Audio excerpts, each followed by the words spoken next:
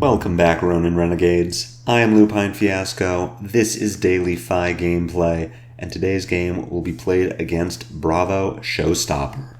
For anyone who is new to the channel, welcome to the Resistance. What we do here is review replays of games that I have played on Talishar days or weeks ago, after enough time has passed that I lose my bias and can more objectively judge the quality of my play. I'll walk through turn cycles as if I were taking them now, while explaining my thought process for the lines that I take, and compare that to what I did at the time of recording. We either learn from my mistakes or reinforce good play patterns. The goal of all this is to tighten and optimize our gameplay in the future, take down paper events like Pro Quests and Road to Nationals, and walk away with that shiny, shiny cardboard. Without further ado, let's get into our sideboard and our game plan. Today's game features my Searing Emberblade list. If you would like to check this list out on FaB or try it for yourself on Talishar, the deck link is available in the video description below. While you're down there, if you haven't already done so, please consider subscribing to my channel. It is the best free way to support me, and make sure you see daily FaB gameplay in your video feed 5 days a week. I wanted to show this game because, as we saw last weekend at the Battle Hardened and the PTI event in Pittsburgh, Bravo is the hot new list heading into Worlds this coming weekend. He has a great Azalea matchup, a good matchup into Dromai, and is solid against any aggro deck. So any tips and advice I can give about the Bravo matchup heading into Barcelona hopefully will do someone some good. We win the die roll. We are going to choose to go second. There's always a chance that Bravo high rolls us turn one with a dominated crush effect, but for the most part, we are just going to block whatever his initial attack is, then start pressuring him on our turn one. As far as sideboarding goes, we are going to play with Mask Momentum in this matchup. We are going to keep our Flamescale Furnace though. The reason to bring in Mask Momentum is that we want to pressure Bravo off of 4 or 5 card hands.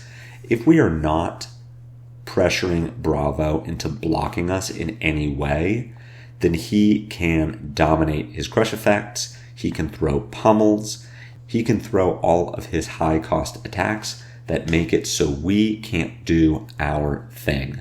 So if we are pressuring him with Mask of Momentum and we are taking resources away from him, hopefully he has to play a bit more fair and we can block those big crush effects. Despite making the game a bit longer with Mask of Momentum, we are still going to keep our Flamescale Furnace rather than our Spring Tunic. That 2 points of life is extremely helpful, and the ability to block dominated breakpoints with armor is very nice in this game. Guardian does not have arcane damage, so we don't need our Spell Void or our Arcane Barrier, but we want to keep in mind that Shuko is 2 points of armor, which is also great for stopping those breakpoints. We are going to do a lot of sideboarding in this matchup. We are going to cut our Double Strike, a Flamecall Awakening, a Phoenix Flame, 2 Spreading Flames, and 3 Art of Wars. And in their place, we are going to bring in our Command and Conquers and all 6 of our defense reactions. The reason to do this is playing around Bravo's disruptive effects. Even if we are drawing perfectly, we are more than likely going to get hit with a crush effect at least once over the course of the game, or if we are blocking all of his crush effects, we are giving up cards from hand that we would otherwise need to pull off our big 5-card Art of War or Spreading Flames turns. So we want to increase the consistency of our deck. We want to diminish the downsides of Bravo's crush effects, and we do that by cutting our power cards that really require 4 cards behind them to pop off. In their place, we are bringing in our defense reactions, a good Sink Below or Reinforced Line from Arsenal, with or without armor, can play around a dominated Spinal Crush, a dominated Starstruck, a dominated Crippling Crush. It is a great feeling to have Bravo dominate a Starstruck and block with a 3-block and a Reinforce the Line from hand, then throw a 2-card 7. We're bringing in Command and Conquer because it is a 3-block, because we want to get our non-blocks out of our deck, and on the off chance that the game goes long enough or that Bravo aggressively blocks with Crown of Providence, Command and Conquer can threaten the arsenal. It is also a great card to play after a Starstruck hits. If you were able to block with a 2-block piece of armor and a 3-block from hand, throwing that Command and Conquer is a great way to cheat the crush effect. Our game plan here, like I said, we are just trying to strip cards from Bravo. We are playing our most efficient hands, trying to line those breakpoints up with Mask of Momentum triggers, but for the most part, if Bravo is blocking from hand, then Mask of Momentum is doing its job, even if that trigger is on the back of a 2 or 3 power attack. Once Bravo's armor starts to go down, it can be nice to throw your Mask of Momentum trigger on a Phoenix Flame. Bravo has at least 3 defense reactions in his list, most likely 6, so he probably has a better answer to your Mounting Anger and Blaze Headlong than he does to your 1-power Phoenix Flame. For the most part, we are still looking to throw those Mask of Momentum triggers on our 4 and 5 power breakpoints, but it is just something to keep in mind as you play against more and more Bravos and get shut down by more and more defense reactions. You know the game plan, you know the sideboard. Let's jump into it and see how this all comes together. Looking over at Bravo's side of the field, we don't see anything out of the ordinary. Bravo is on Anothos. We are happy to bring 6 defense reactions into this matchup, as we are very likely going to need them. Bravos do have their new Civic Steps, which is an additional 2 points of life and the ability to block a second breakpoint over the course of a game. The Quicken token is sometimes useful, but more often than not, Civic Steps is just better Iron Rod. We have a Sink Below in hand, which is a very nice way to start, especially seeing that Bravo is going to dominate this Choke Slam. So we have an option here. We can take this damage, which I don't recommend doing. We can block with our Flamescale Furnace and our Sink Below. We can block with Flamescale Furnace and Lava Vein Loyalty. We could block with just Sink Below. We have a lot of options here. But the more I look at this Choke Slam and this Mounting Anger in my hand, the more I don't want to take this Choke Slam effect. I want the +1 power from Mounting Anger. I want my Phoenix Flame to have +1 power from its own effect. So I'm pretty incentivized to block this Choke Slam, which means giving up armor. That is a shame to do on turn 1, but we're taking a bigger hit from this Choke Slam by not blocking with armor than we are from blocking with armor. So we're going to block with our Flamescale Furnace, and the question now is, do we block with Lava Vein Loyalty or with Sink Below? And considering that Bravos win this matchup by chaining Disruption together, we're going to block with that Lava Vein Loyalty and arsenal this Sink Below. We are hoping to draw into another 0-cost Draconic attack, which would let us attack with Mounting Anger, Emberblade, that attack, and Phoenix Flame. And we would arsenal our Sink Below. We draw into the Blaze Headlong, which is just great here. So we'll open with Mounting Anger, very unlikely to hit, but we need to give our Blaze Headlong and our Emberblade go again. Bravo blocks with the Civic Steps. Like I said, the Quicken token here isn't relevant. Our sequencing is going to be Emberblade, Blaze Headlong, Phoenix Flame. Bravo is either going to need to give a card from hand or both remaining pieces of armor to stop either Emberblade or Blaze Headlong, and if Bravo chooses to take that damage, expecting that we might have a Lava Burst or Assault the Wound in hand, we are going to gain value by forcing him to block with a card from hand or a full 2-block piece of armor on our Phoenix Flame. we're just bleeding Bravo of value, which is what we really want to be doing in addition to stripping the hand, which we weren't able to do, but we have a sink below in arsenal and we have a sink below in hand. So what does this Starstruck mean? Well, Bravo has 2 floating resources, he did not activate his hero power, and Dominated Starstruck is very, very good against FaB. So this makes me think that the card in arsenal is a pummel, which means that we aren't getting a turn. So again, we have a few options for blocking, but what I like doing most, considering that we don't get a turn, we're going to get crushed by this Starstruck. And if we get crushed by it, we can't play our Mounting Anger or our Blaze Headlong. So let's just block with all of those anyway. We're going to block with our 3 attack actions and wait for Bravo to get greedy and pummel us. Maybe he thinks that we have a CNC in arsenal or an E-Strike, something that would be able to get around a Starstruck hitting for 4. So if we block with these 3 cards in hand, Bravo pummels us, we can react to that with Sink Below to negate 4 points of damage, and we don't have to discard to the pummel because we have nothing to discard. We're going to keep this Sink Below in arsenal for another turn, which lets us cheat a future crush effect. And here we just ship it back to Bravo and see what he can do with 4 cards off the top of his deck. Unfortunately, 4 cards off the top of his deck are pretty good. We have a CNC, he has 2 cards in hand, so in theory, he drew into another pummel, which would be a huge problem for us.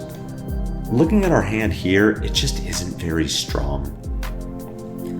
We could take this 6, lose our Sink Below, then play out Ravenous Rabble, Flame Call Awakening, which finds a Phoenix Flame, Lava Vein Loyalty, Emberblade, Phoenix Flame. We're threatening some Mask of Momentum triggers, we're pushing some damage, but defense reactions are just such high value against Bravo, and the amount of damage we can present on our turn is just kind of minimal, that I'm more interested in blocking here.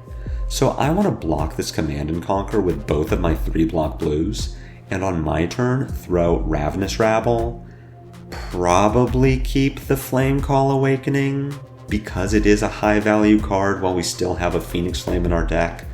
We have an option to pitch it to Flamescale Furnace just to get it out of our hand. But let's throw the Rabble. We'll see what happens. We have a blue on the top of our deck, so I do kind of want to keep this Flame Call Awakening now, knowing that I can pay for it, and Bravo does block with a card from hand. So keeping the Flame Call Awakening does feel like pretty good value, and we see with this hand it really is. We can turn it on with a Ronin Renegade, Flame Call Awakening picks up the Phoenix Flame, we can play a second Phoenix Flame, and this all culminates into Assault the Wound, which is really, really good for us. Bravo comes in with another Command and Conquer, which is really just tragic. We would love him to be attacking with anything else that lets us play this Sink Below, but here, seeing that we do not have 2 3 blocks in hand, I don't want to give the armor, I don't want to try my luck that Bravo doesn't have a pummel again. So we're just going to take this CNC, we're going to lose our Sink Below in arsenal, and we're going to play out this really, really strong hand. If Bravo has a pummel, then he has a pummel. We can still do a pretty good amount of damage, but we just can't play around CNC pummel here. He doesn't have the pummel, he's going to ship it back to us, and we are going to play the line as I described, Ronin Renegade. We'll start with the Emberblade. We will force Bravo to block the Mask of Momentum trigger on a 3 power attack rather than a 1 power attack. Bravo just has so much armor that can stop a 1 power Phoenix Flame that we do want to either force him to block with multiple pieces of armor or a card from hand. We see that he does block with all 3 pieces of armor to stop this Emberblade, so I'm not really sure what that's about. I would have thought he would wait to block whatever follows this Ember Blade. Maybe he has a really good hand and just wants to keep it, but we are going to be able to go wide enough to get another block out of Bravo. Sadly, we don't get to utilize this Quicken token, but that's okay. Our turn is still going to be very good. Flamecall Awakening finds a Phoenix Flame. We will play this Phoenix Flame. We can then pick up and play our second Phoenix Flame in discard. We can also just attack with Salt the Wound, which is what I'm interested in doing here. If we pick up and play our second Phoenix Flame, it gets the Shuko trigger, it attacks for 2, and it is cleanly blocked by Crown of Providence. Bravo gets to keep his 5-card hand. We throw Salt the Wound for 5. There is no on hit. Bravo's happy to take the damage and just hits us with whatever he's got cooking over there. We have no defense reaction, and maybe that's the start of a chain of disruption. If we throw this Salt the Wound for 6, Bravo goes to 20.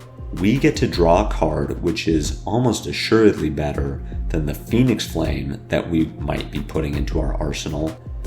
And there's a chance that we draw a defense reaction off the top of our deck. Put that in arsenal, and now we can play around whatever Bravo's big, powerful turn is.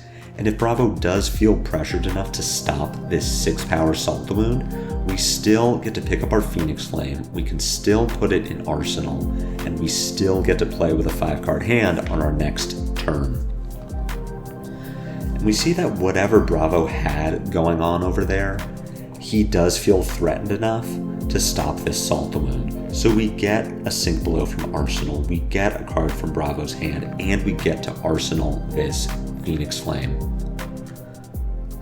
Bravo pitches to play a Terra Sunder and attacks with Anathos for 7. We can see that if he had kept the blue that he used to block our Salt the Wound, this would be a Rouse the Ancients Anathos turn.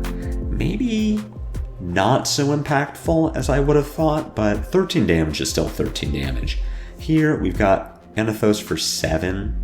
We can take this damage and go down to 20, then throw a 7-power E-Strike back at Bravo. We're ahead on life. We are an aggro deck, so we are happy to trade 7 for 7 here. We don't really have a better option. If we blocked Anathos for 3 using a Salt the Wound or an E-Strike, we could discard a Salt the Wound and a Brand. On our turn, we play Phoenix Flame for 0, pitch Fluster Fist to attack with Ember Blade, then pick up and play Phoenix Flame for 2. It's a total of 5 damage.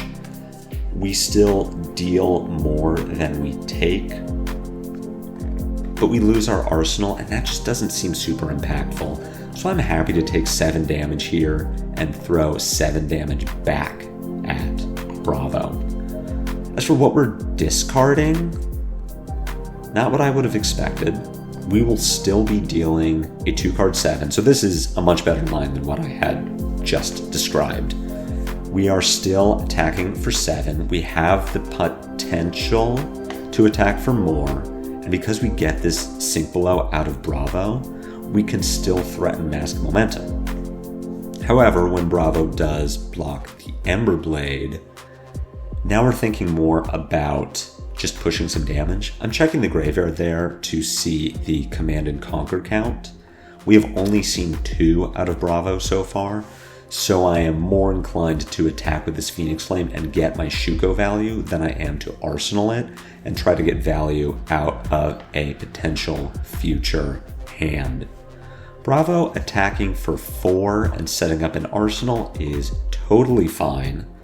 Our hand is looking really good. So we're going to take 4 points of damage here and just throw our hand back at Bravo. Our question is, how do we want to sequence? Do we want to start with Snatch, use our Snapdragons, then play out the rest of our hand?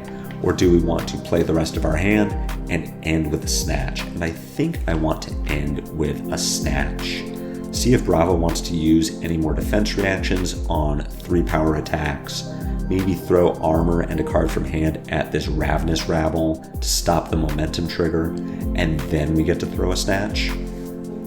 There's still enough game left, I feel, that I'm going to be able to get my Snapdragon value somewhere down the line. I don't need to use it on a Snatch now.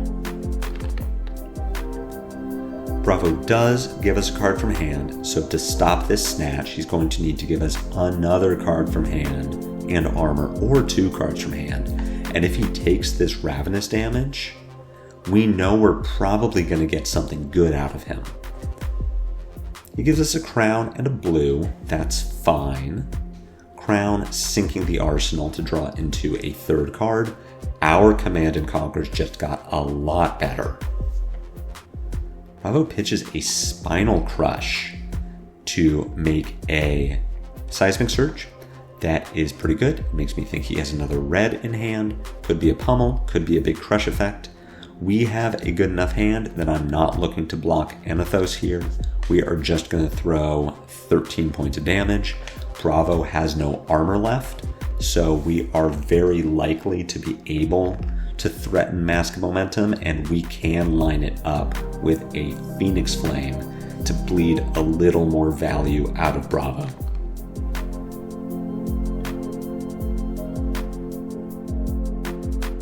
Bravo taking the first Ronin Renegade, following up with an Emberblade. Let's see if Bravo wants to block this too.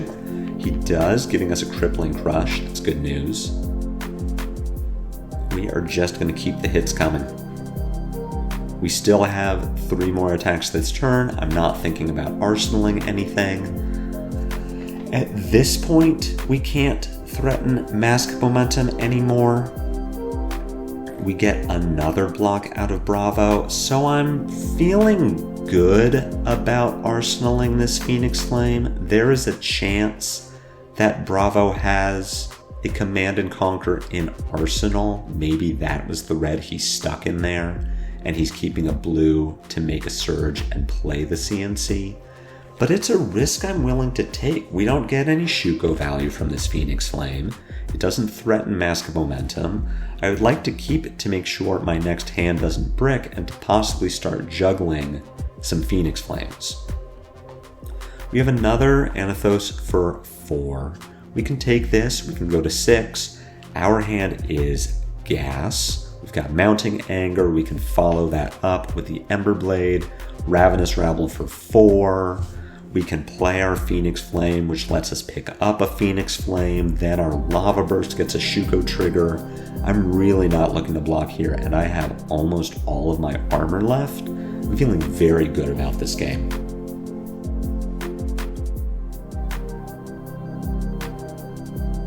Mounting Anger does not get blocks, but it does get the Fate Foreseen. So that was the red that Bravo stuck in Arsenal. That's fine. We are just going to follow this up with Emberblade, Ravenous Rabble, Phoenix Flame. Again, thinking that I do want to try and line up my Mask of Momentum triggers with 1 and 2 power attacks when possible, because Bravo doesn't have the armor anymore.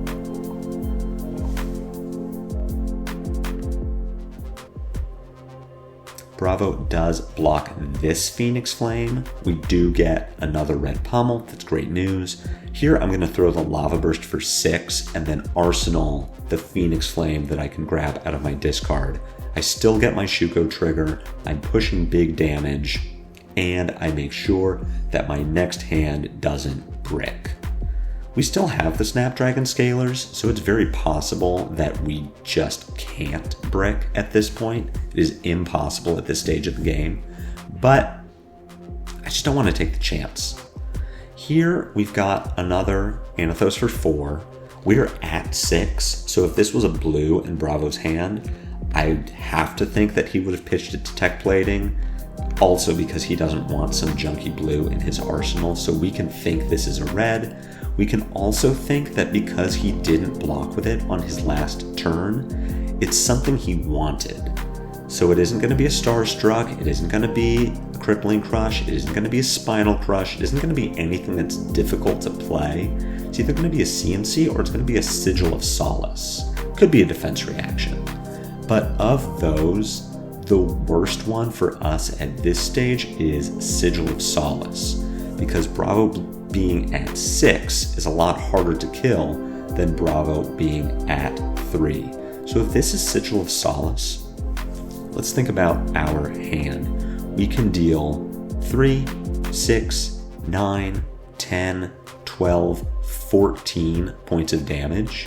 If Bravo is at 6, he needs to block 9 points of damage to not be dead.